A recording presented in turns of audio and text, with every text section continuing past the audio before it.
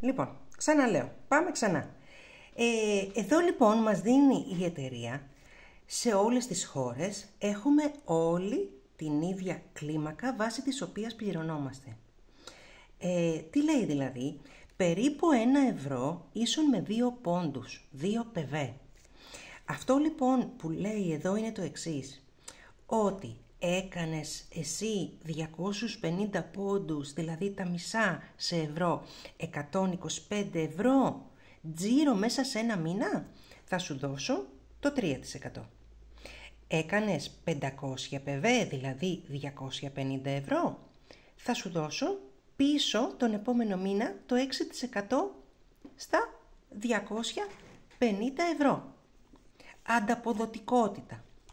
Έκανες 1000 πόντους, δηλαδή 500 ευρώ τζίρο, εσύ μπορεί μαζί και με κάποιον άλλον να συνεργάζεσαι και να είσαστε έτσι σε αυτό μαζί, να έχεις ομάδα.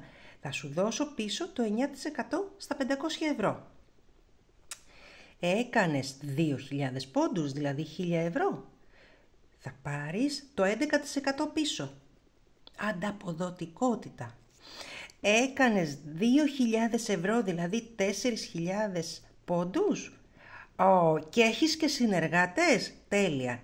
Γιατί αυτό σημαίνει ότι εδώ, σε αυτό το σημείο, μπαίνεις στο εγγυημένο εισόδημα γιατί είσαι 14%, δηλαδή junior manager, σε ονομάζει η εταιρεία στέλεχος και έχεις βραβεύσεις, έχεις πάρα πολλά πράγματα να κερδίζεις και αυτό εκεί αρχινάς και βλέπεις την προοπτική.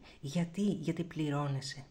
2 μήνες να ισχύσει αυτή η εικόνα με 2 συνεργάτες που μπορεί να έχεις κάνει καινούριους και να έχουν ξεκινήσει να βλέπουν και αυτοί το κομμάτι της δουλειάς ή των προϊόντων, μπαίνεις στο εγγυημένο εισόδημα. Προχωράς παραπάνω, 8.000 πόντους εσύ μαζί με την ομάδα σου. Τέλεια. Δηλαδή 4.000 ευρώ μέσα σε ένα μήνα, 16.000 πόντους. Προχώρησες παραπάνω. Εδώ συνήθως αυτή η κλίμακα δεν μας αρέσει το 16%. Προτιμάμε αυτήν. Γιατί εδώ στο 21%, δηλαδή αν εσύ μαζί με την ομάδα σου πια δεν είσαι μόνος σου εδώ, έχεις ομάδα, έχεις ανθρώπους γύρω σου οι οποίοι σε ακολουθούν έτσι και βλέπουν αυτή την προοπτική της δουλειάς. Εδώ έχεις 12.000 πόντους, δηλαδή 6.000 ευρώ τζίρο ομαδικό και παίρνεις εγγυημένο εισόδημα 1.000 ευρώ.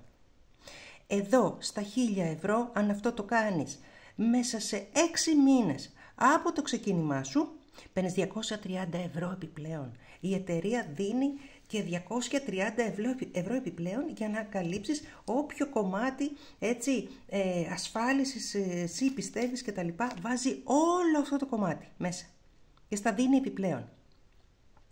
Αυτό είναι κάτι που δεν συμβαίνει σε καμιά εταιρεία. Φυσικά η προοπτική της δουλειάς δεν τελειώνει εδώ στα 1.000 ευρώ, έτσι. Αλλά αυτά θα τα μιλήσουμε ξανά.